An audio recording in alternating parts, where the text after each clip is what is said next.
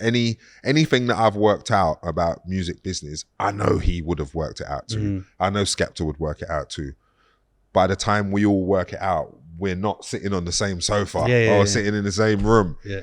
But I'm glad that we worked it out anyway. So for him, I feel like he could be the one to change it all, because like I said, like me and all the people from my era, by the time we've done business, years, this, that, rare, we'd be lucky if we even talk to each other anymore. Or if our managers even thingy, like all the stuff. If they're still even there, the managers. Yeah, no, I'm saying we'll be lucky, you know, like by the time you realize you'd be lucky to still be friends. So it's like that conquer and divide. Like I believe, like me and Dizzy and all the people, I believe we was conquered and divided before we even got in the game. We like, you wanted to be Dizzy, I wanted to be Wiley, he wanted to be Kano. We all could have just been cool.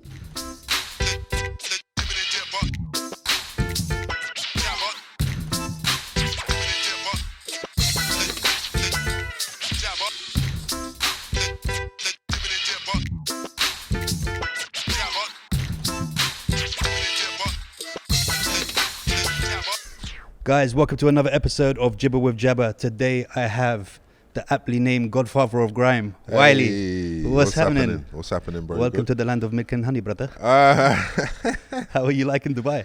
I'm liking it a lot this time. All the other times I've been coming over the years, I always, like say if I did a job, I'll do the job. Then I would like go to the mall, go to the guys, da. This time round, I've actually been sensible and I actually started to do like some property and some investments that usually I would have wasted the money. So this time round, I'm happy that I'm not going back to England. Just not happy. Hold on a minute. I went out with all this money, I come back with nothing, bruv. Like literally, you could do that to you here, man. It can. You got to be careful. Like even like all the food and all the restaurants and stuff. Like I love food and restaurants. So this time round, I just go shopping in Carrefour and I cook. Just get it over with. Yeah, right? I cook. I can cook. You're starting a cooking show soon, right? Called Wiley's Kitchen, right? People watch out for Wiley's Kitchen. It's coming soon. VMC Studios. We ain't messing around, bro. Trust me, I can cook, and and that's it's a surprise to myself actually, because it was always there, but it's because like say if you do a job and then you get money, you want to go out, exactly. But I still go out here and there, but like I'm happy with cooking, like, and I want to cook like live actually, for sure. Like I think I can cook, and when someone tries it, they'll be like, "Shut up, Wiley, you didn't make that." Bro, that would be the joker's show, bro. Trust me. Imagine like the cooking alone will be fine, but the jokes and the banter that's gonna come with it, bro, it's gonna be hilarious, bro. Yeah, I'm gonna be your first guest, bro. We're gonna cook some Arabic food, bro. We're gonna do it. Can you cook? Pasta? Depends who's watching, bro. Because I want to lie right now and say I'm a really good cook. But can you cook pasta, spaghetti bolognese? You know, like you the normal stuff. Bro. Who can't cook pasta? You literally just drop it in the pot and it's ready, bro. But then again, okay, you do have a point, because there's a difference between getting the ragu and just pouring it over when it's done and actually making the sauce fresh. I could, but I can't be asked than that. Okay. It's a lot of effort. It's a lot of effort, but we'll do it, bro. Yeah. Bro, I want to take it back to the days of pirate radio. Yes. Now, when the kids are hearing pirate radio now, they're picturing Captain Jack Sparrow with a mic. Like they know nothing about what we went through, bro. Back in the day, like it was a whole vibe, right? 100%, man. It was like Rinse FM, bro. Yeah. Even before we had our own one, like I guess pirate radio was the reason that we became MCs, DJs, producers. We were listening to pirate radio. It was like hardcore, then it was jungle, then it was drum and bass, then it was garage, and I feel like pirate radio actually made me Wiley before any like songs, before any record deals, before anything to do with music business. I am a DJ stroke MC, so I feel like pirate radio actually made me and everybody else, like Heartless Crew. Yeah, bro, Heartless, bro. So solid. Back in the day, the whole pirate radio thing, it was exciting, bro, because not only was it if you were on the radio, like it was kind of more important to be on pirate radio in the hood than to be on normal radio, right? 100%. Because it wasn't, even though it was there, it wasn't easy. They weren't just taking anyone and putting them on there. And then it was like, I remember like, oh, they raided the studio, right? And then they'll be like, they were actively like, we need to stop these kids from making music, which is kind of weird. But I guess it was the DTI in it because obviously the airwaves are controlled and money and all that stuff. People are buying that stuff, and then there's just us lot just running around with a little satellite dish, like point it to the left. Someone called me, they can't get it in their car in Brixton. Point it more to the right, kind of thing. Even going on the roofs and going in the lift shafts. That's the experience though. That built character, right? It's very dangerous, but it's crazy. Like when someone showed me the roof and the scaffolding poles and the antennas and climbing the lift shaft and if I would have told my dad, probably actually knew, but I'm saying if I would have said to my dad, "Yeah, Dad, we're on the radio and we're climbing in the lift and we're he would have said, "What are you doing?" Basically. So it was actually a crazy experience, but it made us. But it's different, you know. When you look back, like I used to be a street skater, right? I used to do some mad stuff and go on vert ramps and literally like riding rails in Albert Hall and all that stuff. All that stuff. And then when you're older, you go back and you look at it and you're just like, there is no way that I'm doing that now. You get that weird fear, right? Like if someone told you come now to the scaffolding, like at our age, man, we're like almost 60, bro. So it's like, nah, bro, my knees can't take that, bro. One slip and I'm done, bro. I'm not climbing on no roof. You know what? Actually, like my friend DJ Slimzy, he's the guy who actually got me into it, And I remember he was so like pirate radio. One day, he got arrested, I think, and he got an ASBO, and he weren't allowed in any tower block past the first floor. Bro, I don't know why. He's still got an ASBO. I don't know why, bro, but whenever I heard the word ASBO or anyone's got an ASBO, that just sounded funny as hell to me, bro. It's like, how can you tell people that you got an ASBO? But what was the vibe like then when it comes to... It was amazing. I feel like, I say this to someone, you can't be 20 years old twice. And I can apply that to that, like, you know, like when you're young and you're having a really good time and you're doing this and that and you're doing this and that, and then you get older and then some people are like, why are you doing this again? Bring back this and bring back that and da-da-da-da-da-da. And like, I feel like in life, things happen and they happen and time goes on. Time goes on. Obviously, like we live and we will leave the earth one day, right? And time goes on. And I feel like some of the most amazing times that you have in your life, some people always want to chase and have them again. But like, to me, pirate radio was such a special time that even if I went on a pirate radio next week, it's not going to feel the same way as it was. Everything has its time, right? And and the thing is as well, some of the time you don't kind of appreciate at the time what you're going through, right? And it's kind of like school. Like, you know, so many kids are like, oh, I hate school, I don't want to go to school. Then the second they get a real life, they're just like, oh, I wish I was still in school doing nothing, no responsibility. Like my responsibility was to bang in about 8 to 9 goals a day in the pitch in school. I mean, and that was it, bro. In the break time, I might do a bit of learning while I was there, but it was about just like, especially Holland Park. That was a social district, bro. It's like you had people coming from everywhere. Somalis, Trinis, Jamaicans, Arabs, Lebanese, Egyptians, white. Proper melting pot. Melting pot. Like no other place at that time was like that. I mean, don't get me wrong, it was called Holland Park Prison for like in the 80s before then because it was a rough school, and now I think it's gone. It's not there they tried to gentrify it, and then after that, I don't know what happened. After that. But you can't relive those days, bro. And even if you did, it wouldn't be the same because you're not the same person either.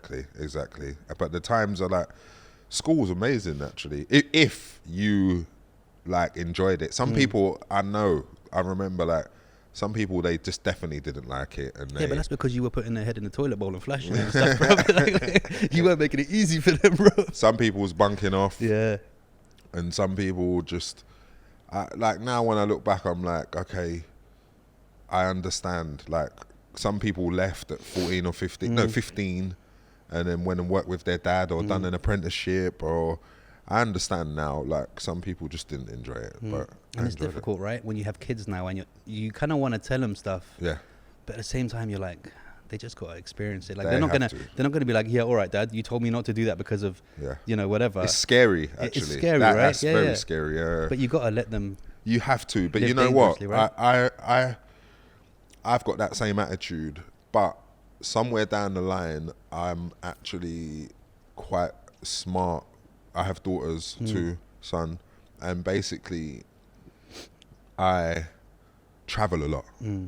So like if my 16-year-old daughter's like, oh, I want to see my boyfriend. Yeah, you can see him. We're going to Dubai. Yeah, exactly. We're just going to Dubai. Just when we get back, Yeah, and so just I travel, prolonging that whole thing. Like, we've been traveling for 3 years now. I just want to see my boyfriend. Exactly. And I don't mean it. I don't mean to do it. But obviously when she's 18, she can go and do what she wants. But I travel quite a lot. And even if, like, I want her to live, have your boyfriend, But even if I was like one of those dads who was a bit funny, with the traveling anyway, like, come on, we're going. Or why don't you go to America? She goes to America for 3 months. So I feel like if my daughter's ever going through anything, I can always say to her, like, well, why don't you go on holiday with your sister and your cousin? And if she was like having an upset time with her boyfriend, she could just fly. And then he'd be like, where are you? Don't worry, man. Now you're in Dubai now. We can always answer the door like bad boys, bro. Just in some wife beaters, bro. We can sort it out, bro. You know what I'm saying? We can sort it out. Yeah, it's the same thing with me. Like, my eldest is 21. Okay. My eldest son. Okay. I was very athletic as a youngster. Yeah. Jeez.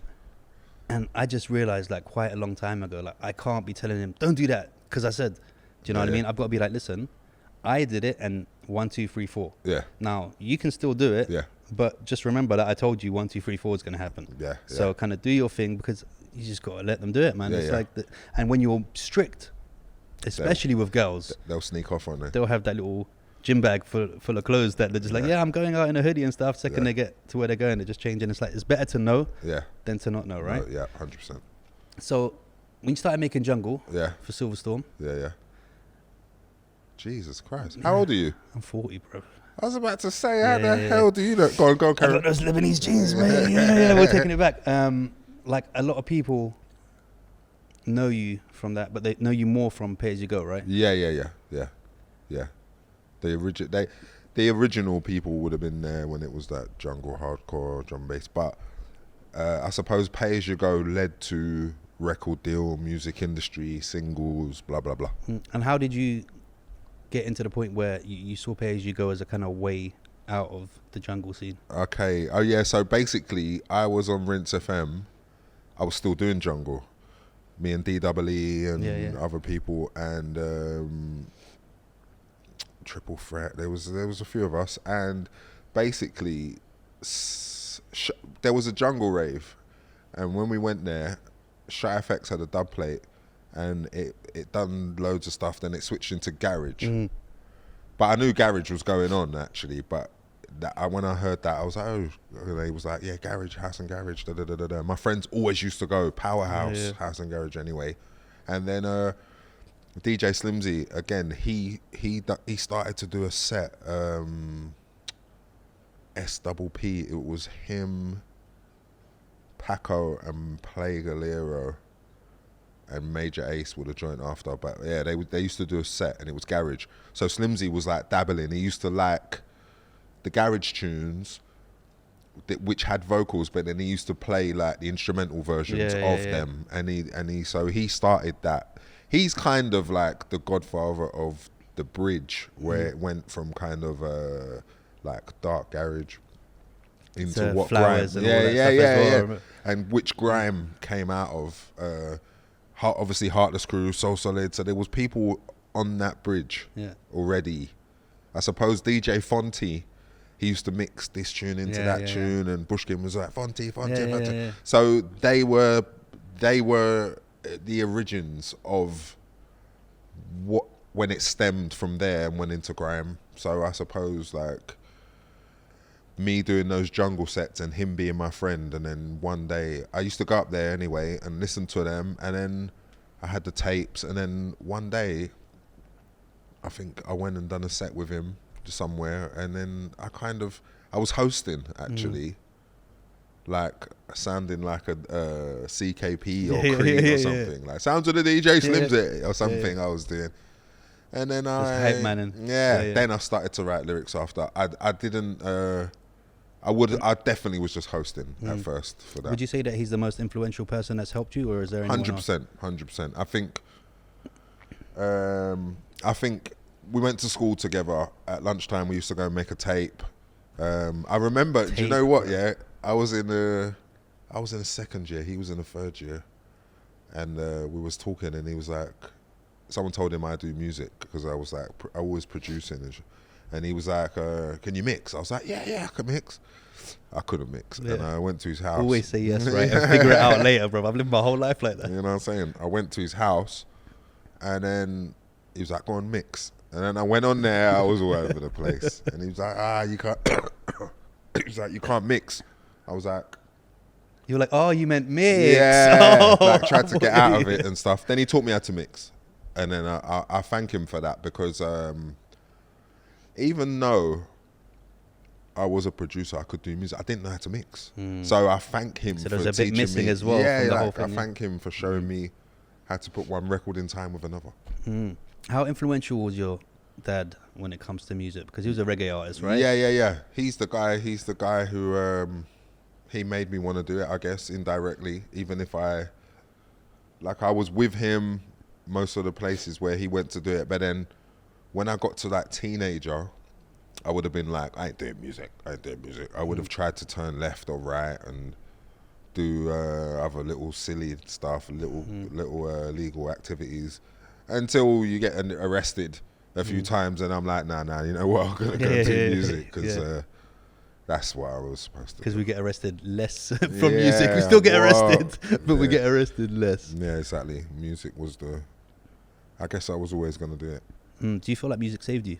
100%, but also it can save you, and then it can like, depending on how far you go into the actual business, it can also hinder you, because the way that it saved me, and I could say, right, I had a better life because also depending on which roads you take business wise, it can also like mess up your mind when you go into business and you think, right, this is what I'm supposed to do, and then you learn the business. Sometimes the business is worse than the road. So it, it can save you, but it can also hinder you if you make the wrong business decisions. So how did that work? Because obviously, like, when you're making music and you're young and you're doing it for the love of music, you're not thinking, all right, you are thinking, I want money, but you're not thinking of it as, okay, now it's a business and I need to make sure I got these people around me who are going to do that. So how difficult was that for you, being that young, going, okay, now I need to kind of take it seriously, because A, people could be sliding money off my events. B, I need to know what I'm making. I need to, because it changes everything, right? It does. That's why I said, like, if you do music for fun, you'll actually have a better time there without the thought of money than if you did music business for money and you got business savvy and you only... It's a very weird place. I guess you as a person have to accept, am I going to do business or not? Do I want to do it for fun or do I want to do it for business? This would be a good question to ask yourself in that middle. I guess, like, like the youngsters now, like Fredo, Digga D, all the different people, they're very clever, actually. So they'll set up their own thing. They'll do, so they have done bits of music business, but they saw and probably was like, nah, I want to do my own thing. What do I have to do my own thing? Okay, well, I got to put my own money, put my own That's money. all right. Yeah, simple as that. It's one show, innit? 100%. So I rate those people who realize that if you want to do your own thing and you mean it, independence is the way. If you want to learn what the business is, you'll go in and do different deals and you'll learn what they are. And then when you're got the business savvy, then you can say to yourself, okay, I've done this and I've done that. Now I want to try this. You want to boss up. So I guess for me, I was just shocked that when I was doing it for fun, I loved it more. You saw a major difference. My heart loved it.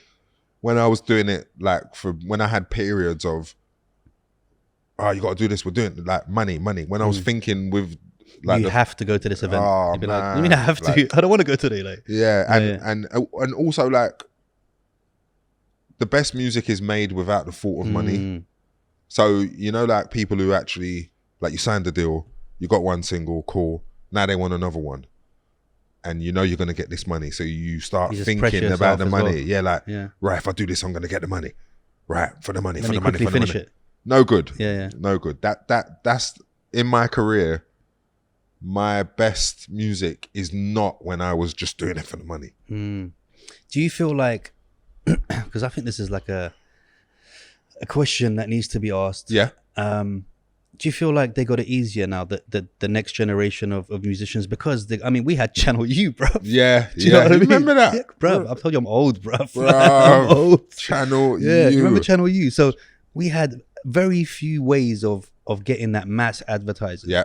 Like, like you said, they can open up their Instagram page and within seconds can reach 1 billion people. Yeah. Like, do you think that they've got it a lot easier? The struggle was much harder back in the day for you guys to get known, to get recognized, to get to the places you were as it is today? Or do you feel like they've got more competition now because everyone can put it out?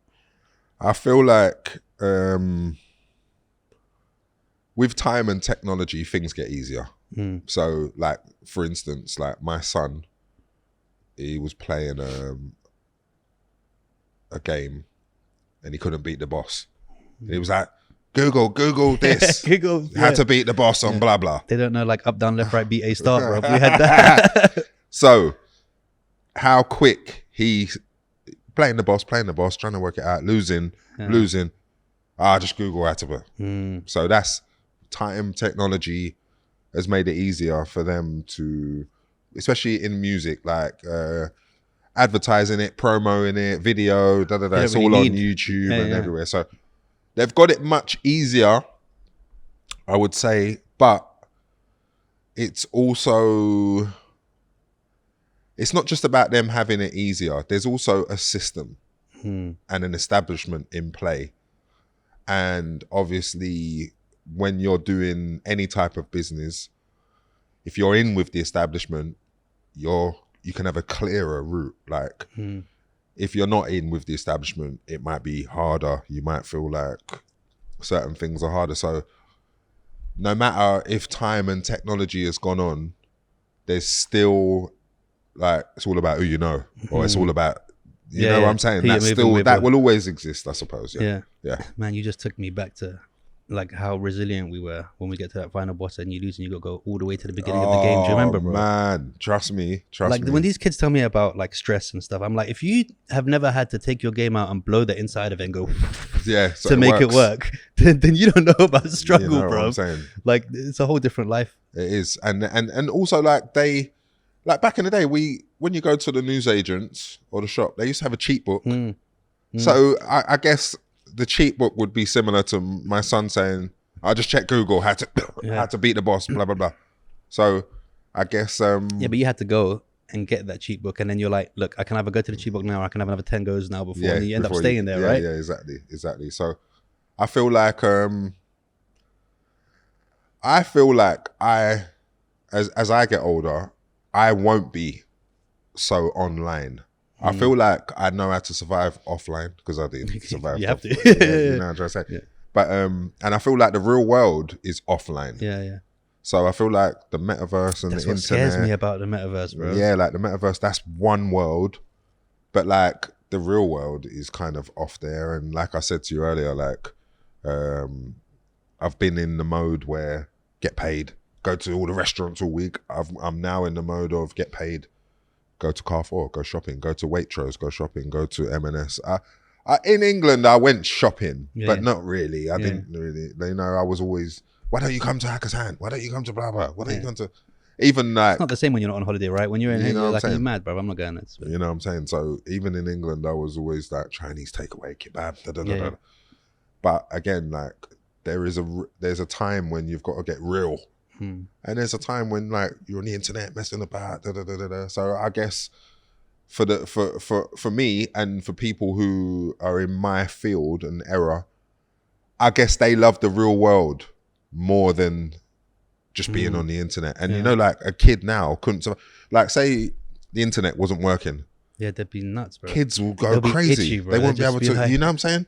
So, and you, I know you need it. Like say if you was going to order something from Kareem or you're going to, I know. Yeah, you need it for essentials, but it's not the same. Again, it's the same things. Like I sound so old when I tell people like, bruv, if I wanted to see Wiley when I was younger, I'd have to go to his house. Yeah. If he wasn't there and I missed that initial 10 o'clock, then I know he's either at his house, or they've gone on to the park. Yeah, they're playing out. Do you know what I mean? There is no kind of like, let me message you and where you at. Okay, let's meet there. It was like a day's journey. It was like Lord of the Rings, bro. Yeah, Do you know what I mean? If you missed that first thing when you got together, trust me, you're fighting dragons by yourself for the rest of the day. And they don't have that. And I feel like that was fun. That was fun, Do you man. know what I mean? I feel like now today, I don't think many parents even want their kids like out just roaming around the estate and stuff. I don't think they like if you've got a son or your son, or daughter, and then they actually wanted to stay in and play computer, you'd think, okay, that's safe. Obviously, they'll go out to wherever they're gonna go, parties and stuff. But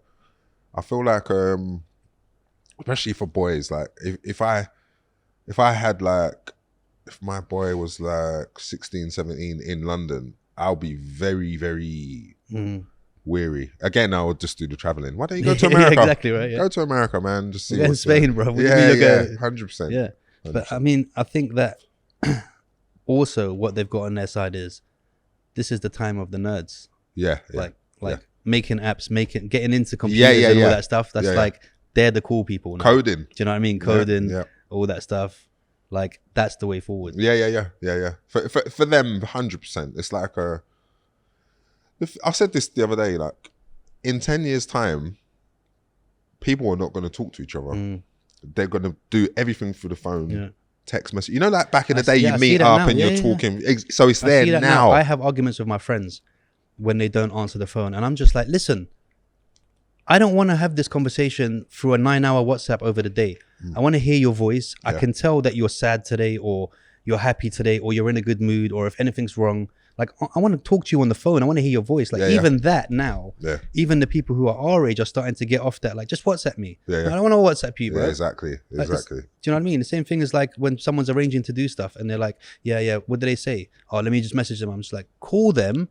Have a 1-minute conversation and figure out what we're doing. Like, why are we just waiting for replies on WhatsApp? It makes no sense. Exactly. But it's even business meetings, obviously since the pandemic, and just before, like a lot of business meetings were Zoom calls. But at least Zoom, you can see each other. You can see each other. Do you know what I mean? Saying? And you can hear each other. Yeah. But like, you can't tell from a text. Yeah. Like, you know how many times I've had arguments with people when they're like, why are you being rowdy for? I'm like, what are you talking about, bro? I'm literally like sitting in the pool having the greatest day messaging. Yeah, exactly. You can't tell from a text the tone of the message or whatever. Do you know what I mean? If your hand slips on the capital letter, they think that you're shouting at them and that. Exactly. It's madness. So you're known as the Godfather of Grime. Yeah. Now, how does it feel to know that you helped create like a whole genre of music that has become so important in the UK right now? You know what is at the time, you don't know what you're doing when you're doing it. So that's why I say, like, I'm thankful that people say that, because you can't call yourself that. Like, I couldn't, if someone else didn't say it, I couldn't walk around and be like, I'm the Godfather of Grime.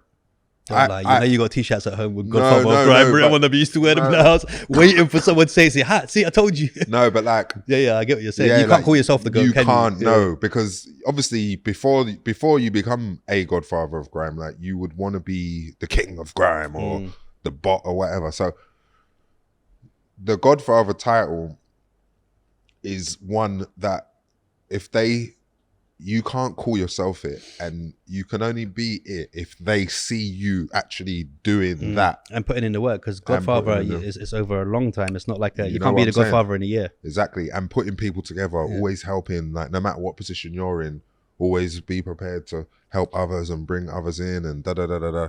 So at the time, like, if you would have gone back like 10 years and like, the Godfather, I'll be like, Godfather, I'd rather be the king, mate. You know what I'm trying to say? But then now I realize how important it is.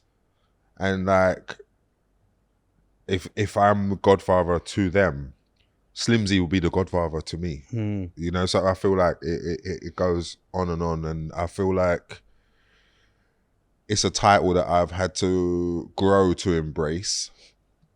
It's a title that I didn't know what it was until like one day my dad was like, listen, James Brown is the Godfather of Soul, and everyone can't just be a Godfather. So when he said that, I was like, oh yeah, okay. So it registered properly. But before that, when people would be like, that's not Godfather, I'd be like, oh, just call me the king maybe. Yeah. But nah, you know, it's like steady on. You can call me your highness if you wish, bro. Yeah. So yeah, I appreciate it a lot. And again, like I couldn't have called myself it. And when I look back and I'm like, right, why did they call me the Godfather? And I look at the different thing, and it was the selflessness of me, no matter what position I was in, always prepared to want to help others, because some people get there and then they don't want to help no one, and they're just there and they get put up high there, like, and everyone's like, oh my God, that's the guy. And then that guy is up there and they don't come down and help anyone. And you can, when you're even though your business people would advise you not to. Yeah. Like, don't waste your time down there. But if you've got a heart in your chest and you love music and you part of a genre and you want to see it always blossom, you will come down and help. And whoever. I think it's different when you've been in it, right? So it's different, for example, if you're a pop artist. Yeah. And it's like, help who? Like, you don't know these kids. You haven't been through it. You haven't lived the life. But when you come from, the life that you've led, it's like, these are my kind of people. Like, I owe it to them. If you want to look at that camera just there, and call me the Godfather of podcast, because I don't want to call myself. So I can start using it, right? Yeah, he said it, right? It weren't even me. He said it. I mean, I appreciate it, and I'm ready to take on the role. Like, but someone had to say it first, right? Me. Bring out my Godfather t-shirts. It's a big old role, you know. It is, bro. But you will do it without even knowing. Yeah, right? You don't know you're doing it. Like, it's like as if. Like, I used to go to a youth club. So I guess going to a youth club trained me to be like that. Like, come on, let's go to the youth club. We're playing table tennis, we're playing pool. We're going back to play football. We're going to fight the other youth club. Around the corner is always youth club beef, bro. So I think being a kid in a youth club and always like we've got to help each other. And having them role models around. I think so. I think that's why. All youth workers were the shit, bro. Like, exactly. All youth workers. And I remember, so when I used to work in a pupil referral unit. Yeah. And it was basically a school for kids that is done out here. Yeah, they're not going to school.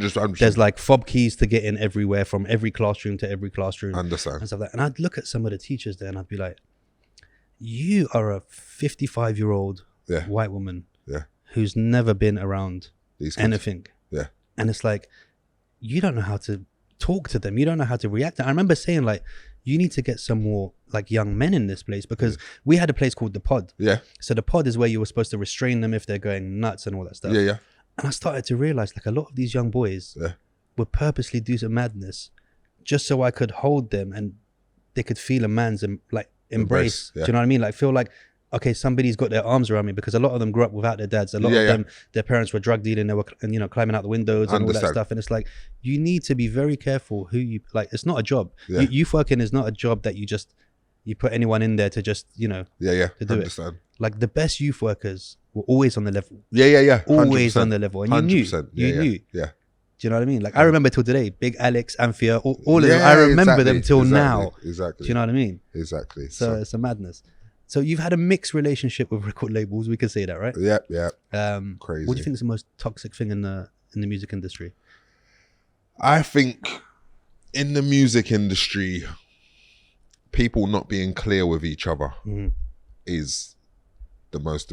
So that's not to blame them, and it's not just to blame them. It's not just to blame the artist. I believe that if you are going into music business to do business, they should be very clear with you, and you should be very clear with them, and it would cut out a lot of the mishaps, because if you're young, you just want money. Exactly. You don't know what to be clear about if you're young, because you don't know the game at all. You just want money. Yeah. And if they know you're young, they want money, and you just want money, it's easy to get you. Yeah. So I feel like the word business, like when you go to school and you hear the word business, you're like, right, I want to go thingy and study business. The word business, it means something completely different to the way that you knew that word in school. Yeah. Because business, business is just like business. And then if you like tick stuff like, what is business? Yeah. It is a treacherous old game. They don't teach you that. No way. When you're in school, you think, right, I'm going to get the business and I'm going to wear it.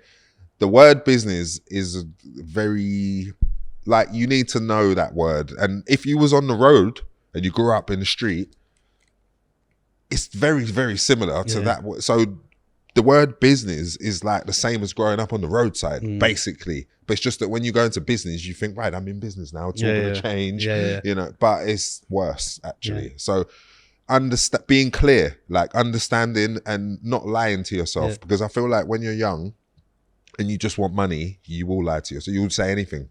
And then when it goes wrong, you'll be like, well, you done this, you done that. But then you wasn't that clear with yourself before you actually went into business. And also the thing is, it's like business on the road and business in there is a different thing, because business on the road, if someone does some dodgy stuff, you're dealing with it, right? Yeah, it's crazy. But you can't actually do that without getting in it depends who you are, actually. In business, I know some sick businessmen and I know sick people on the road. And the sickest businessmen that I've met, like when I say sick, I mean they are ruthless businessmen. But are they also from the road? No, and that's what I'm trying to say. Okay. Like so because when you're from the road, you just know what it is, what it's going to be. When you meet, like there's ruthless businessmen who are just as ruthless as that person is on the road, but it's just that they don't do the same stuff, or they're ruthless when it comes to the word business. And you need to be. You can't be a pushover and walkover in business. Like the word business means so much that I didn't know. I swear to God. This is going to make the best clip. I've got like 18 clips of you going, business. No, business. The word. Man, like and not just music business. I suppose it's the same in all different business. Like boxing business is crazy, but stick with music business. Music business, now because I understand it, I would know how to ace it. When I was 18, 19, 20, I thought I would know how to ace it. I was wrong. Now I would know how to ace it. I wouldn't lose my cool ever. I would be poker face. I would be as shrewd as all the business people I've ever worked with, and the way they taught me. Now I know what to do. Now I'm older. So, you know, like all the sickest businessmen in the music industry in England have taught me how to now go in there and just be ruthless. And in America, they're already ruthless. So in America's music business, they are ruthless. You know, like they're not letting no one mess with them about their money. So now I can, it's different for me now. I could walk in there and just be like, right, boom. They're going to hate me for it. Well, they're going to hate me anyway. I don't care anyway. Yeah, you will. Because if you don't like being hated, then it's long for you. Yeah, it's not a place for you to be in. Because you're going to be hated by somebody somewhere when they do something at their business level. And then as they get older, they learn what happened. And they're going to be like, you done that to me. Yeah. So, and also, like some of them that have been there for ages, they're like, who's this guy coming in here and knowing what he's doing and blah, blah, blah. It's like, it's not how it's supposed to work. Exactly. I feel like if you go into music business, it's just like you go in there, you do business, you learn what it is like, and you'll go through this deal and that deal, you'll make mistakes. And then one day you can have a decision whether you want to boss up or just keep going. You just stay as a worker, mate. We're calling this episode Business 100%, bro. It's going to be episode 104. Business, bro. Trust me. So a lot of music artists, I'm seeing, they exaggerate their past for credibility. Yep. I don't feel like that's something that you've relied on. Nah, I couldn't. Like you've been stabbed many times, chased with shotguns, samurai swords, all that stuff. Do you feel like, you know, like how do you feel about those people where you're like, nah, you're not living that life, bro? And they're spitting it, and you get it a lot. And you get it a lot out here as well. When I hear them spitting, and I'm like, bro, you live in Dubai, bro. You're not going through that. You know what it is? It's America's fault. Yeah? Yeah, because I love America, but I know what America is now. So when I was young, I just America. Now I know. Now you know the business. Now I know the business, right? So I guess not just America's fault, like, but I guess music industry record label, it can sell that. It can sell that. It can sell death. It can sell gang. It can sell anything that is confrontational. So I believe a lot of people who do music, they pray to America first. So they love hip hop, R&B, drill, whatever they love. And when you do that, you apply that to yourself. Because in London, the people who are really on the road, when they do music, you will know. You know them from the road before they did the music, right? Yeah. So I feel like people, not just in England, anyone, anywhere who wants to be, like, it could be someone called Little Xanax from somewhere. And I guarantee you, bruv, if we Google that now, bruv, we're finding that name. Little Xanax. I swear down, we're finding that name. Something bruv. Like Little Xanax. Sure, yeah. And he's from the suburbs somewhere. And he's not perfect, good upbringing. And da-da-da-da-da.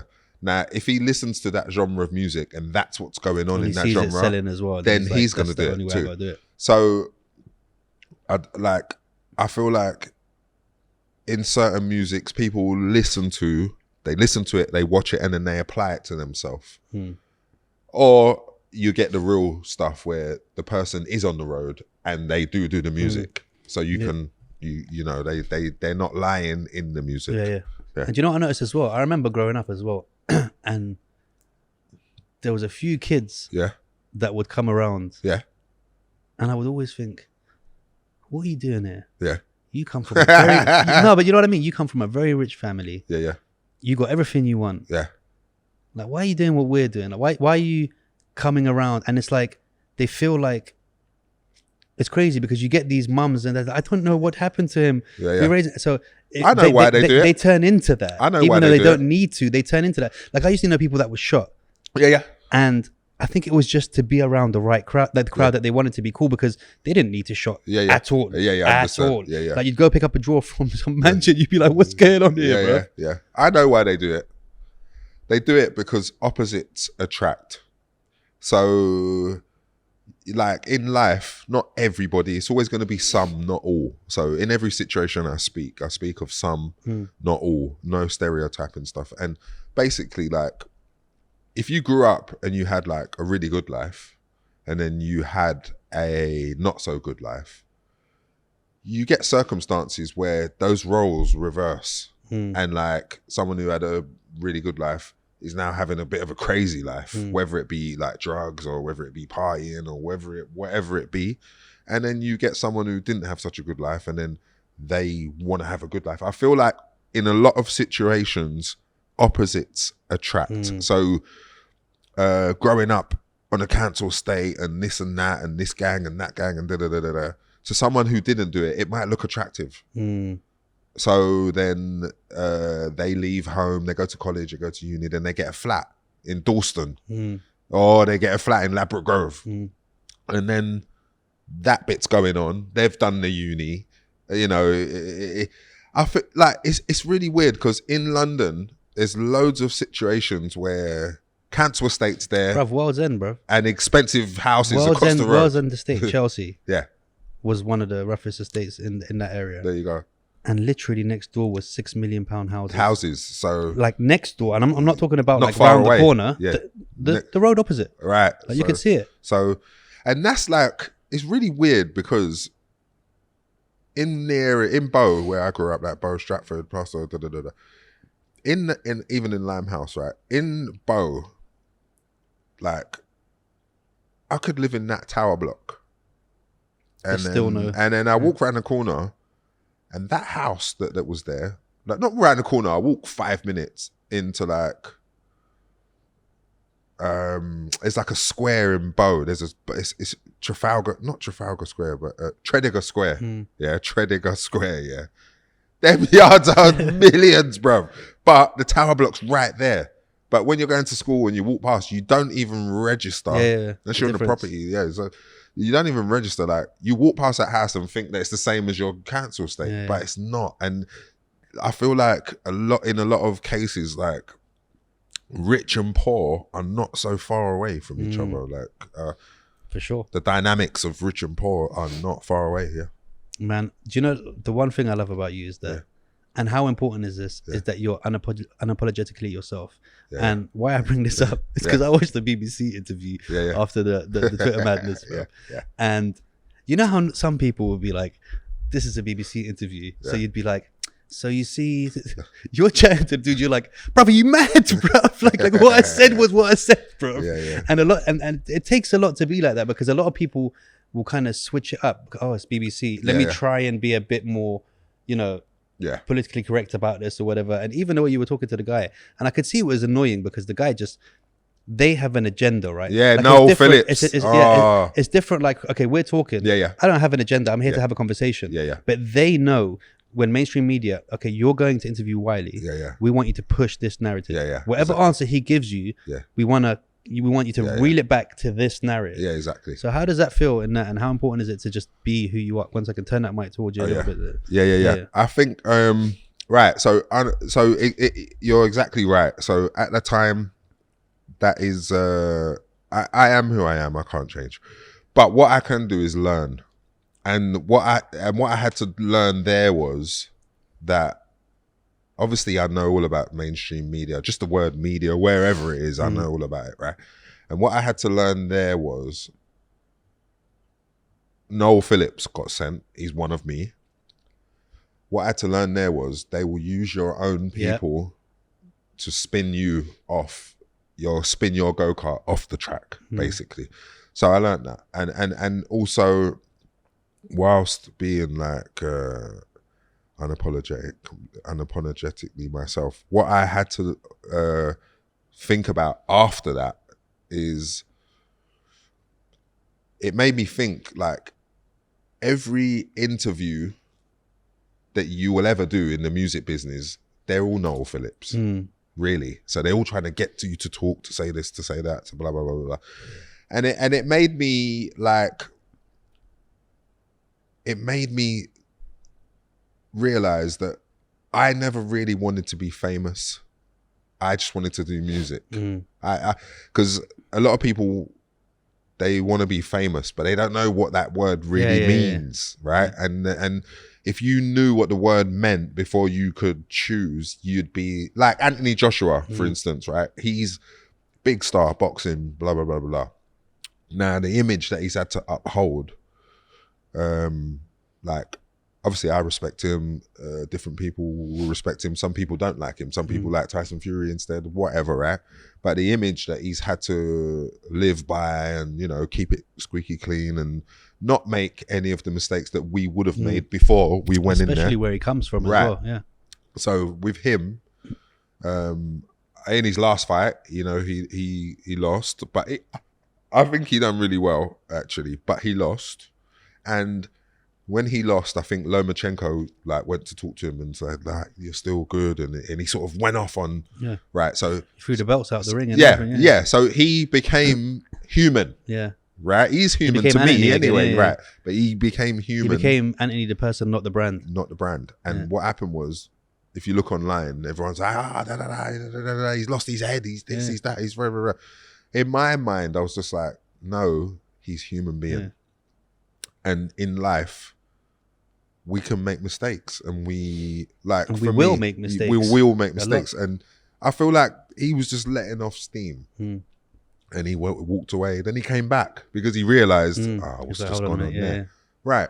So he rectified it, but Sky, which as well is a big thing, because he could have not come back and he could have stayed there. Exactly. But then like Sky News and all the outlets, Anthony Joshua, blah blah blah blah blah. Now, that situation and my situation on Sky, it just made everything clearer from my first interview to that very last interview. It made everything clear. So like, now I understand what the job of an interviewer is, or a journalist, or a mainstream media platform. Whereas before, you go on there blindsided. Like, they want to interview me, let's go. And you feel special. After it just made it much clearer to me that moment on Sky with Noel Phillips. Obviously, he did that. Now he's gone on to work in America, Canada, wherever. So it was a perk for him. If you can get Wiley to drive his go-kart off the track, we'll give you this. And so yeah, I had to learn from it, but also I am not a human being who will stand and say, I've never made a mistake. I don't make mistakes. I accept the fact that I'm human and we make mistakes. But I liked it though, bro. I liked seeing that side, and I just cracking up at the character just myself. And that's the thing, you got to be that way, like, because you, especially in the day and age we're living in now, where it's like there's always someone out to find something you said. 100%. For no reason. That's what it's about. Like, so as an interview, like I watch IFL TV, right? Coogan Cassius, Umar, and who they got, right? I love that channel, right? But the more and more I watch it, I'm like, their job is to make sure you said it. In the caption, they can say, you said it. Yeah, exactly. So Coogan, I remember there's some news come out that Fury and Joshua could fight. And then Coogan wanted to talk to Eddie Hearn. Of course he did, right? And then he'll be like, so Edward, you know, like start it. Is it a rumor, or is it true that this could happen, and how real could this be? And then Eddie's got to do his bit and talk, right? And through the whole interview, Coogan's got Eddie on one, but he ain't. And obviously, they know each other, right? If you don't know Coogan, he's got you on one. He's spun you out from beginning. He's a proper wind-up. I like him, actually. But he's the sickest wind-up, right? Umar is a sly wind-up.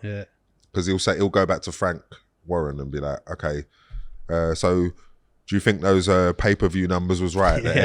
So they're winding each other, right? So playing everyone off each other, right? And because I watch it and I like it, I am a fan of it, right? But then I never noticed when it was being done to me. So you're like, oh, that's what they did to me. So, and now when you got an interview, you just call your PA. You're like, listen, have I done anything in the last 2 months that people could? No, it's been clean. All right, cool. I'll do the interview. You know what I'm saying? So, so watching it be done to people helped me to, because at the beginning when I was doing like a little bit of media training, they didn't train me that side. They just trained you how to talk, be politically correct. And people don't even like politically correct. Nah, bro. I mean, you look at a lot of people right now, the most people that are getting the most views are the people who are just saying it how it is. Yeah, being themselves. Do you know what I mean? Yeah.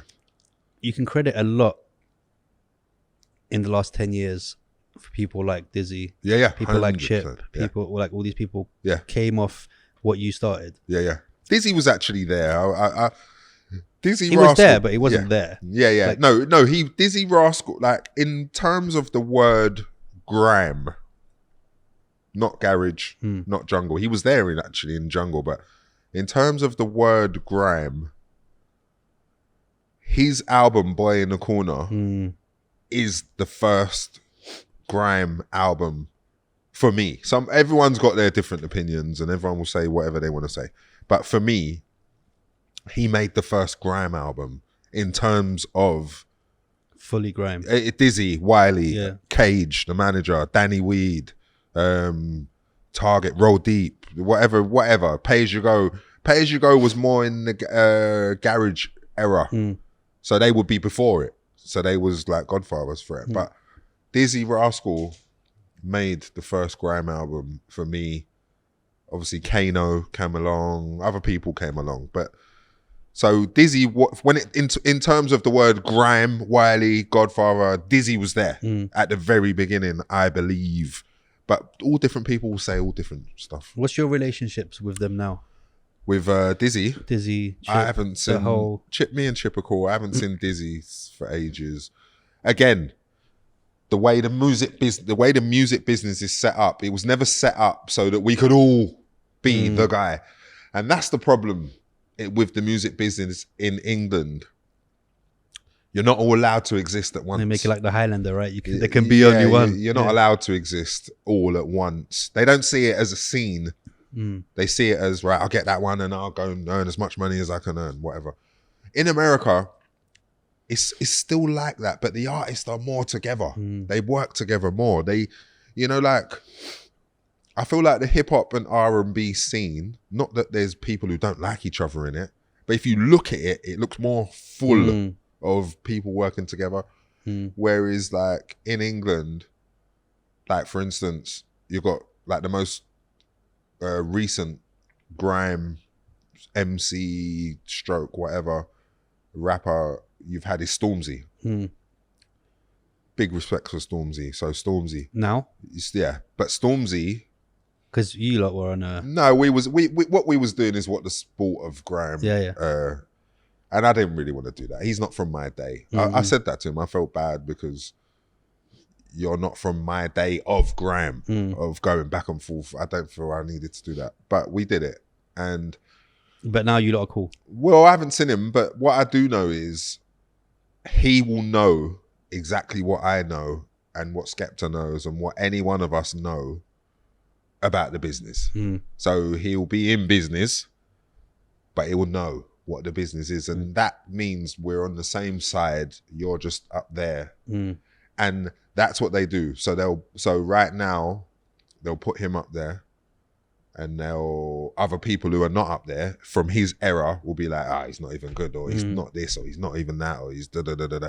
I actually got big respect for him because I know that it's not easy to come in the game and do everything that he's done and earn all that money without having your head screwed on. If you haven't got your head screwed on and your diary's not tight and you're not punctual, then you won't be a Stormzy. Anyway, you won't. It's like he's achieved a lot of stuff quicker than he would have back in the day. But partly, a lot of that is because of all of you lot that the came before. Groundwork's been done. You know what I mean? You're right. The groundwork's been done. It's all the mistakes that you lot are making, and it's always good to be able to be like, all right, this kind of, I learned this from these people. There you go. But with him, he's the most recent star. But he's not stupid. He's got a brain. But I guess why I'm saying this is because by the time you realize and your brain kicks in and it's too late, you're up there. You get me? And then say, for instance, there was a grime kid down here and he was just coming up and he wanted help from him. He's in a position now where I would want him to help him. He would want to help him if he's the next going to be the next Stormzy. But the business people around you wouldn't encourage you to help him. You get what I'm saying? So I think he's doing his next album, and because I know he's not stupid. Anything that I've worked out about music business, I know he would have worked it out too. I know Skepta would work it out too. By the time we all work it out, we're not sitting on the same sofa or sitting in the same room. But I'm glad that we worked it out anyway. So for him, I feel like he could be the one to change it all because, like I said, like me and all the people from my era, by the time we've done business, years, this, that, rare, we'd be lucky if we even talk to each other anymore. Or if our managers even thingy, like all the if stuff. they're still even there, the managers. Yeah, know what I'm saying? We'll be lucky, you know, like by the time you realize you'd be lucky to still be friends. So it's like that conquer and divide. Like I believe like me and Dizzy and all the people, I believe we was conquered and divided before we even got in the game. We like, you wanted to be Dizzy, I wanted to be Wiley, he wanted to be Kano. We all could have just been cool. Anyway, like you're Dizzy. It's all right. We'll fix it, bro. We'll do a grime football match in Dubai. You know what I'm saying? Do like one of those. Those I wish we were still cool rather than what we went through. But you know what? You can be, brother. It just takes time. It takes time and one person to go, you know what? This is just dumb, man. How are you? You're all right. How's the family? You know, do you know what I mean? Because you care about different things now. We've all got families. We've got. You know what I'm saying? Out of all the music beefs that you've had, there's been a lot. That's probably why Wiley's Kitchen's coming, because you got so much experience with beef. Which one? Yeah. Actually, like, was personal? Did you feel like made you the most angry that you felt like, hold on, this is personal to me. This is not, because even in hip hop and even in beef, a lot of it can be orchestrated. A lot of it can be like, we're beefing because we're the right two people to beef at this time, because we're the two that are up there. 100%. Which one of them was like? I feel like the most personal one, where stuff was said that I just did not like, and it would have not been music anymore, was probably me versus Trim. Okay. I feel like that one, because I'm being very honest here. A lot of people would have lied there, but I feel like sometimes you can war with someone and they're not scared to talk or say something, and when you war with someone who's not scared to say something, they're gonna say it. And then if you say too much to each other back and forth, like he said this, I'm gonna say that. He said this, I'm gonna say that. It's gonna go. It's gonna escalate. You're like, it's gonna go on, to. mate. This is gonna it's gonna go to a place where we don't want to do lyrics anymore, and then we're gonna. If I see you, I'm gonna do this. If you see me, you're gonna do that. So, I'll be honest. That is probably the one battle that I had where, in the end, I was like, nah. Done with the talking. Yeah, done with the talking. Like, and he might have felt that way. He might not have felt that way. Today, I feel different.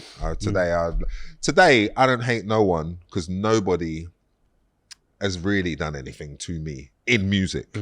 Anyone who's done anything to me, we was on the road. It was street stuff. Yeah. Nobody in music's done nothing. None of them. Like it's like any beef I got into was with real street people. There was never no.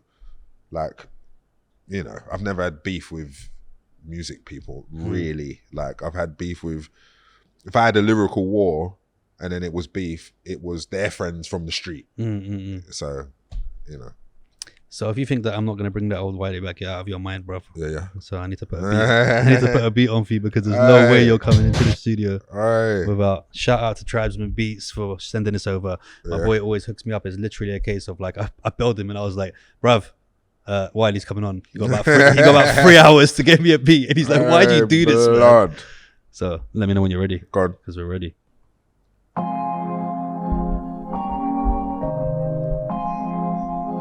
You want it up or a good? No, it's good. Yeah, you can turn it a little bit. Yeah. There's gonna be a kick in it. Might be.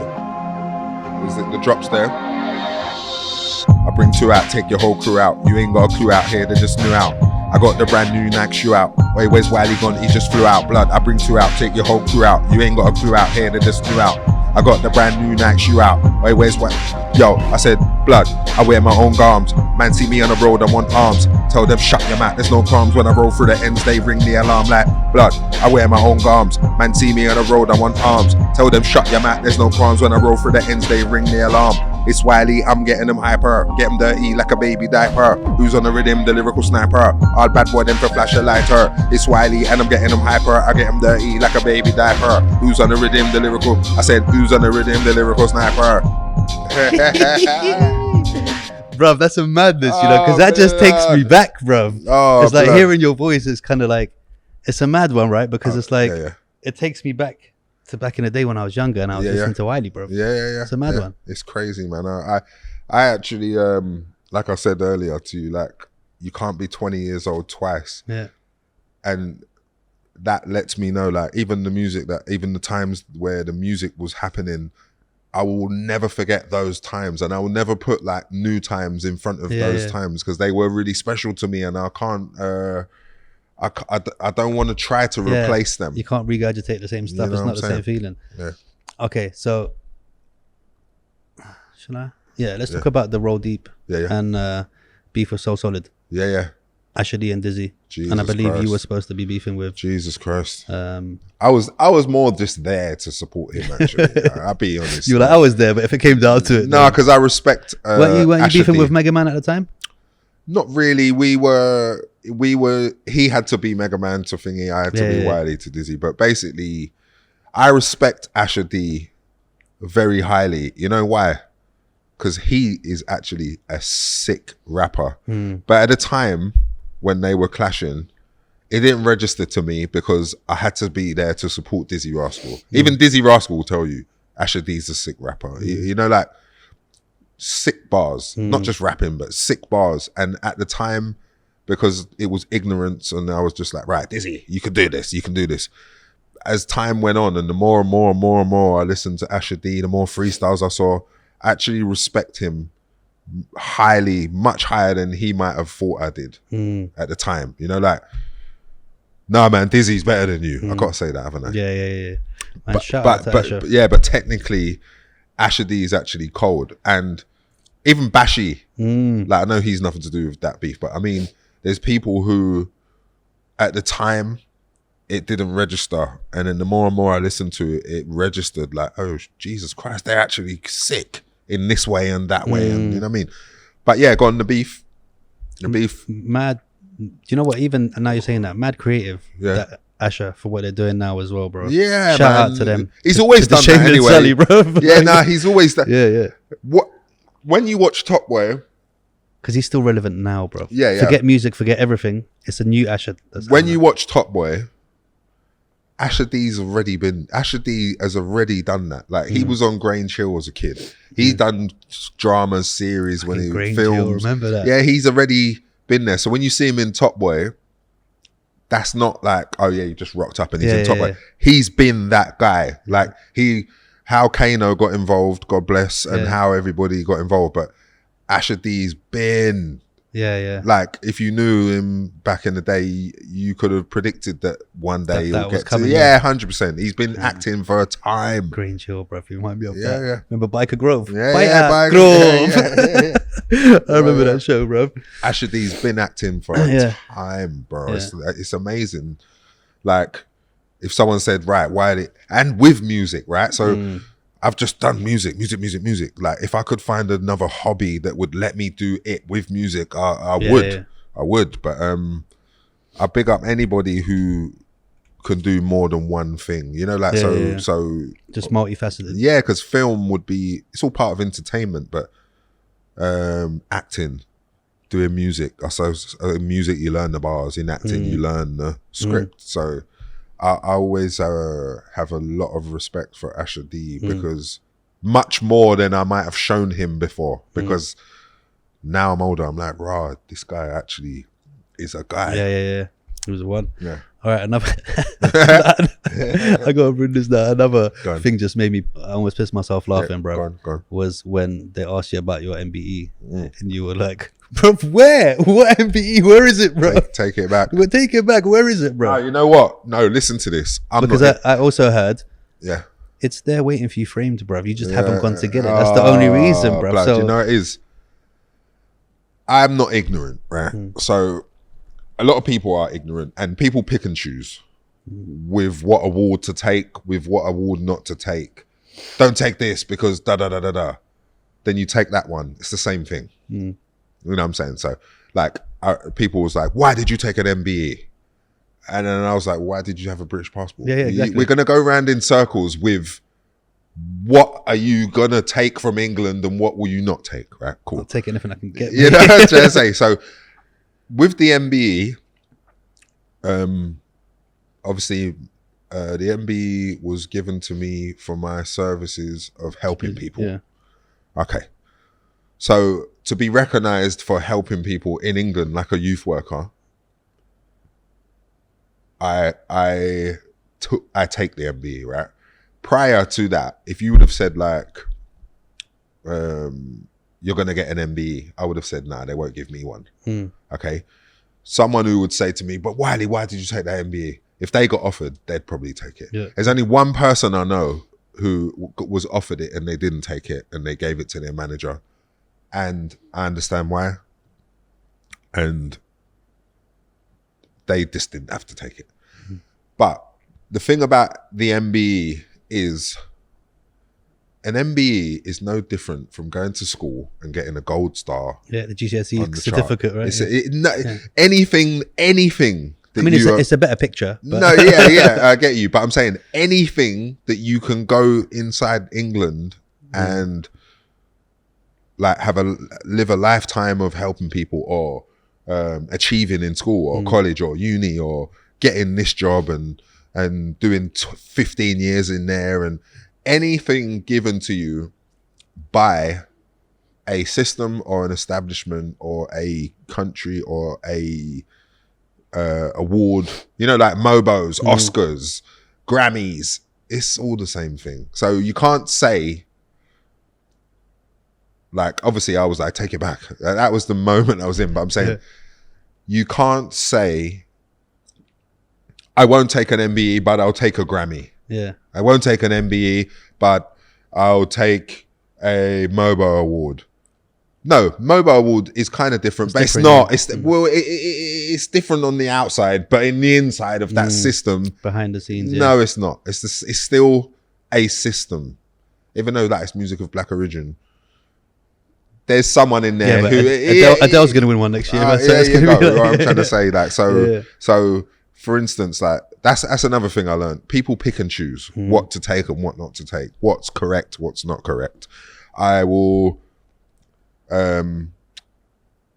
Like if someone they like, for instance, say if there was a WizKid fan, I like WizKid, Burna Boy, and there was a WizKid and Burna Boy fan, and then they both got nominated for Grammys, and then Burna Boy won 1 Grammy, WizKid won 1 Grammy. WizKid and Burna Boy fans wouldn't say, why did you take that? Because the people from the Grammys are, you know what I'm saying? So people pick and choose. So I accept that MBE. I'm not even gonna lie. Like, I like. Have you got it though? I know where it is. I know where it is. Are you gonna get it? And it's something, you know, like I'm already a person who knows the difference between like underground, overground, council estate, rich, normal people, elite people. You know what I'm saying? So I already know. So it's. But wouldn't you want to have it in your house? If anything, just for your kids to go. You know what? I haven't got none of. The other day, I saw a producer, J5. I think he produced J Huss's first album, J5. I think they came in the game together, right? And he had a picture of him and all the plaques, all these plaques, and by sitting in the studio chair and da-da-da-da-da. Now, I'm the total opposite to that. I'm the opposite to that. The first plaque I ever got, I was probably like, yeah, I got a plaque. After I had loads and loads of plaques, platinum, gold, this, that, da-da-da-da-da-da. The last thing I would ever do is take a picture with all my plaques. I actually don't want the plaques anywhere near me because a plaques would make me get, how can I say, would make me get lazy. Complacent. Plaques made me, having all my plaques in a picture with me, like, yeah, look at me and my plaques. No, not him. I want him to do it. Yeah, no, I want him to do it. Big up J5 because seeing his one reminded me, you know what, Wiley, you're the total opposite to this. So big up him. I want him to do it. I think they was talking, so he was talking about how much he charges a beat. Big him up. That's his business. But when I saw the actual picture, I was like, I'm the total opposite to this person. And I will never take a picture with me and all my plaques to show my achievements, which is nothing wrong with it. But I feel like I don't want to feel complacent. So all my plaques are probably with my sisters. They're somewhere, just like a footballer with loads of trophies. Yeah, trophies. And like if you go to, after you win the Premier League 6 times, you don't care know about what I'm saying. Like if you go to Messi's house, he has not got his trophies there. He might, but I doubt it. He's just got his house. You know, like not like if they win a Champions League, but you know, like all the trophies you've ever got.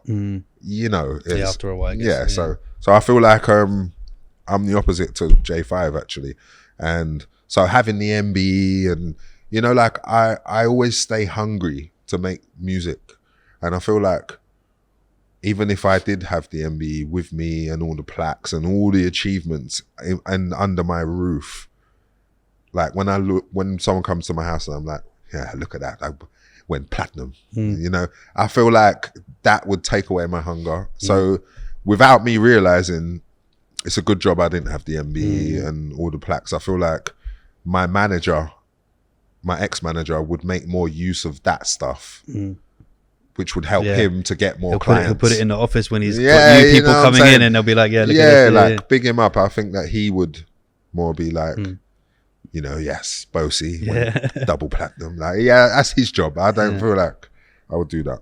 Do you think that grime is ever going to be able to shake the gang culture that comes with it? I think grime hasn't got the gang culture attached to it. I think drill has got more of the gang culture attached to it. I think for grime is a niche genre, and it is in a lot of different pockets. I can show you people who like grime, or they do grime, or they take part in it from over 88 countries. So it's not just in England. Like, there is grime in Brazil. It's everywhere. Australia. I had my boy Mazzy on here. Mazzy's a bad boy rapper from America, and he's traveled literally to 58 countries doing that. So he works for Def Jam Records. Yeah, and he's like, bro, I was in Madagascar, Kazakhstan, and all these places, and it's there. Hip hop's there, drill's there. Asia, like Japan and those places, they're mad into drill there. They are. Well, drill is the new current thing. Obviously, it's come from America. It's got to UK. It's travelled everywhere else. And Chief Keef sitting at home playing computer. Yeah. And he's kind of like one of the first people that... There's people before him, but people are Chief Keef fans. You get what I'm saying? Chicago. You know what I'm saying? So I feel like it's even got to New York, because drill would have been something that might not have got to New York. But it made it to New York. How do you feel about people like Drake and that embracing the British culture when it comes to music? I respect anybody who enjoys music from wherever it comes from. So if they enjoy music that comes from Africa, I respect them, because I just love music. My main thing is I love music first, and then you could say, right, he was trying to get into jungle, then he did a bit of garage, and then him and some other people created grime. My only business, what's my business in grime, in music, is grime. So grime's my business. Any other thing, like, oh my God, Drake likes Lowski, I respect that. It's not my business, but I respect it, that he can recognize that these kids are doing their thing. I respect anyone who can recognize that people are doing their own thing. Especially someone that big, because he doesn't have to. He doesn't have to. He can recognize it and not make a point of it. Exactly, you know what I mean? Exactly. But the reason why he does is because he's a human being. And not everyone's human in music. Like, not everybody is as normal as he is, how big he is. Like, some people are that big and they're gassed and they won't even say boo to you. You know what I'm saying? So I respect him in that area of, you know, like, he can listen to music and big someone up. Nothing wrong with that. Yeah, bro, what are you doing now? What's now in my life, okay, I've got a mixtape coming out, I've got an album coming, I've 12th got album now, right? Probably, I don't even know, but I don't count them, the plaques or the albums. You know? It's just another one of those things I do. It's my business. I'll check, but album. Got a song with Nicki Minaj and Popcorn coming, and Misty. Can I get on it with some maracas in the background? Yeah. You can do some tambourines. Hey, bro, you see me on a triangle. Don't piss about, bro. I'm the godfather of the triangle, bro. Yeah, bro. Ding. Did you do? Do you remember music lessons in school? Bro, of course, music tech, bro. Lord. Of course, that, with the triangle. Yeah, at least we had that, bro. But a lot of schools didn't have that, man. I know. Xylophone. But yeah, I am ready to do business, I guess. I've with any type of money or that I've earned over the years, or money that I've put away, or things that I've invested, I guess I'm ready now to be a businessman.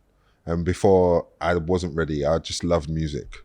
Because if you love music, you can't be a good businessman, because they are conflict. Like, the stuff that you wouldn't do because you love music, you would do because if you love business.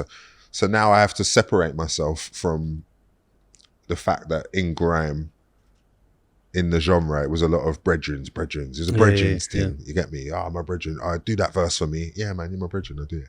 You know what I'm saying? Now I can look at it differently and say, right, I'm going to do grime, but I'm going to do business. I'm going to teach these people who the next people who get into it and people who are into it now, that really it could be a brethren thing, but it's not about that. Really, there's a very, in music business, the best thing is money up front. That's the best 2 words that anyone getting into music business wants to hear. Like, money up front. In most business, bro. Especially when you're doing your own thing, right? You know what I'm saying? So I need to teach them the money up front thing, where, like, if I work with you, like I did it about 2 years ago, I started working with everyone, like, money up front, until I ran out of money. I had to go home and do a bit of shuffling, and because the budget that I had there, like, it ran out because I was being a bit too frivolous. Like, yeah, do a verse. You done a verse? Yeah, you give me beats? All right, boom. Until it ran out. This time round, I'll take a different budget. I won't let it run out. And I will only do the business that I need to do, and I will teach them to do it in a way that it works for them. So say if you're not me and you're not a Skepta and you're not you're an artist, and you want a beat from that person, and you're like 19, 20, you're just getting into it. If you talk to that person correctly, they'll give you a beat for not the same price as they would charge me. You have to talk and negotiate. Teaching them to negotiate and teaching the people who have made it to a certain level to drop your guard when it comes to someone who's not Skepta. Don't charge a newcomer the same price as you would. You get what I'm saying? Sure. Like, this is the part of the grime business that I want to help them to understand. And in that way, people won't feel like they can't ring that producer because they're a sick producer, because they're scared that he's going to charge them $1,000. Yeah. I think it's really important to be able to recognize, especially when people are up and coming, especially if you see something in them. Yeah, exactly. Like, if you could see something, I mean, I saw you doing business the other day. You didn't see me. I was on a jet ski and you were on a yacht. You were on a yacht in the middle of the ocean. Oh my God. Bubbling. Do you know what? I see a car, yeah? in the water. Yeah, I know that guy, bro. I know that guy. I see a car in the water. I was like, yeah. He's been telling me he always come and take that out. I said, but only in Dubai, right? Yeah. Blood, a car driving in the water. It must be like a jet ski. You see the green one? Was it the green one? Yeah. And the brown one. Yeah. Bro, that's what I love about Dubai. Like, you can do stuff like that. It's very forward thinking. Yeah. Very forward. There's a lot going on, man. Technology. Is there anything that you feel like any messages that you want to leave for the future generation? Yeah. So for the future generation. Look directly at that camera. I want you to speak to them. So for the future generations of business, just business.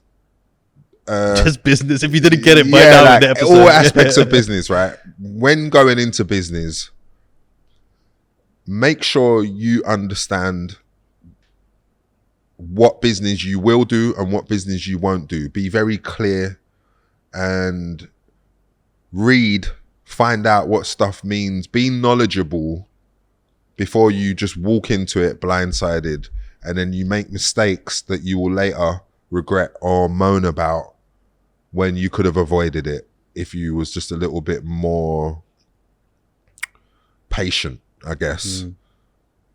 Because when you're young and you haven't got any money, you will rush in there and do anything for money, and then you'll complain after.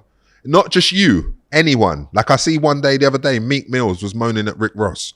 So it's not just you if you're young and you don't know and you this and that. Meek Mill obviously done business with Rick Ross, and at some point down the line, when he went back and looked at some of the mail, he obviously was like, what the rah is this? So before you get to the what the rah is this point, just make sure that you find out what you're doing, because again, like I said, when you're young and you just want money, you'll say anything in the office just to get the money. You get me? And then after, you will moan.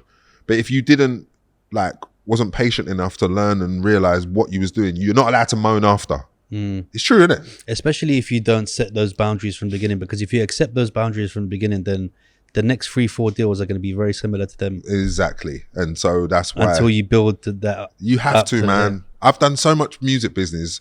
I don't need to do any more. I could not do no more and still be okay. I say, like, I don't need to do any more in my name. So I don't need a record deal ever again. But if there was a kid and he was good and he was like, Wiley, I want a record deal. and help me get a record deal, and help me get a manager, and I'll give you 10%, and I'll give the manager 10%, or whatever he said. I'm not ruling that out, because I know people in music business, and if someone was going to be a star and that kid wants to go into the music business and learn, then why not? I'm not going to be like, no, I'm not taking you in there. Yeah. I'll take you in there. Yeah. So I wanted to touch on the whole Twitter ban thing. Yeah. But I feel like you kind of talked about that enough already. I did a bit, but you can. I saw Andrew Tate got banned, actually. He's coming on in a moment. Yeah. I saw Andrew Tate got banned, and I was like, wow, why did he get banned? Well, not why did he get banned. I didn't know what had happened, why he got banned. I knew that, like, I could see some people like him, some people don't. Because you could clip a 10-second of any clip or a 3-second and make it, and make it. Yeah. But I saw. Do you feel like you were unjustly banned? I feel like, right, you've got a Twitter account. Just say, for instance, you've got a Twitter account. You're you. And then you've got the block button, and you've got report button, and you've got these buttons, right? Cool. And then I come on Twitter, and then I'm like, you this, you that, you this, you that, you raw, you rare, you raw.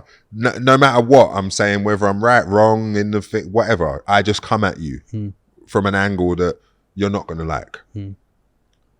If you press block and I can't tweet you anymore, I can't fault you. So if I go on Twitter and I speak to a demographic of people instead of just saying the music industry, or some, not all.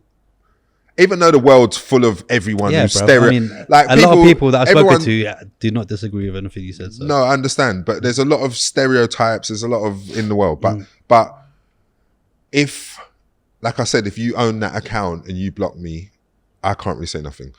If a certain demographic or someone from a demographic of people own an app, and I go on there and I say stuff and they don't like it and ban me, I understand why.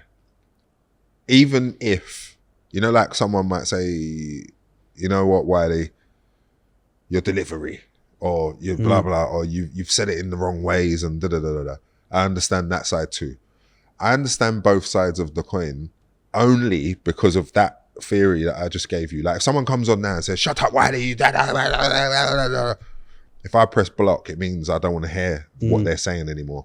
So what happened to me was, it was worse than that, but it was the side of it that I can understand is, well, these people, there's people from this demographic, they own this app and all the other ones.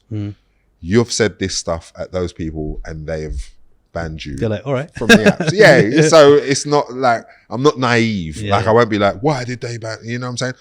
I now can understand from both sides as a grown-up and not just as a tweeter. Like there's times when I've been on Twitter previously in my life, before that even, and like I look at Twitter different. Like I look at it like we're in a classroom and everyone's just chatting rubbish. That's the way I look at it. That's what it is. Yeah, everyone in the class, everyone's chatting rubbish. People just say anything, and if you say the sky's red, someone's going to say the sky's green. And depending on what time of day it is and how much people are drunk or smoked, or whatever. You know what I'm saying? So I understand it now, and I know that it's an app that it wants our data, it wants our attention. I understand what it is now. From my point of what I was actually talking about, and the sum of music industry people who I was talking about. Or two, the truth is, in like 2018, certain people from the music industry were coming for me anyway, like on the business side heavily. So they was trying to make me, sell my publishing, make me give up this, give up that. They obviously knew the pandemic was coming, right? Yeah. So they was trying to make me do stuff that I wouldn't do after 20 years in the music industry. So I didn't do some of the stuff. And basically, when you don't give in, they kind of write you off anyway. So they was writing me off anyway, before I even said anything to it. So that was my anger. Like, oh my God, you're blocking videos, you're shadow banning me here, before I've even said anything. because I wouldn't bend over. You know what I'm saying? Wouldn't give up. So I kind of the anger that I came with was built up not just over the 20 years of seeing what goes on in music industry, but it was built up because I started to see that, oh, people inside the music industry are coming for me. They're trying to end me anyway. So that probably was bottling up. And one day I was just like, Rah! Yeah. You know, and again, like I was telling someone the other day, like, you don't have to comment on everything you see, read, or hear. And what got me into that actually was Nick Cannon said something, and I just agreed. And someone from that demographic sort of said, "Well, you agree with him," and it just came. Yeah. You know what I'm saying? So it was inevitable anyway. You know what I'm saying? I could have just seen what Nick Cannon said and said, okay, yeah.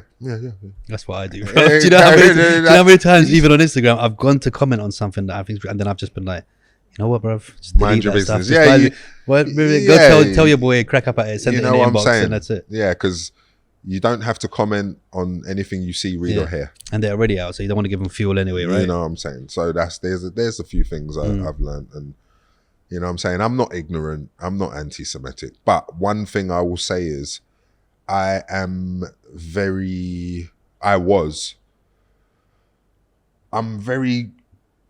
clean and pure-hearted about music before business. So if I love music and then I go into music business and then I see what's going on, it's gonna hurt me. Yeah. That's what I'll say. Dude, it's been an absolute pleasure to have you on, bruv. Yeah. Honestly, thank you so much for taking out the time. Respect, it's already been an hour and a half, and Yeah. We got another meeting that you need to go to after this. But we'll definitely get you on again, man. Since you're out here, we got football tomorrow at 8 p.m. So don't be messing around. 100%, mate. Kicking no, the listen, ball. it's there, bruv. Where is it? I mean, it's on screen now, so we ain't messing around. Okay, yeah, man, bro. Kick ball. We will see tomorrow, bro. All right, all good. Everyone will see the game, brother. Thanks again for coming down. Respect. It's been a hilarious episode, and you didn't disappoint, bruv. Yes. And if I learned one thing, it's business, bro. Guys, I've been AJ. He's been Wiley. Boom.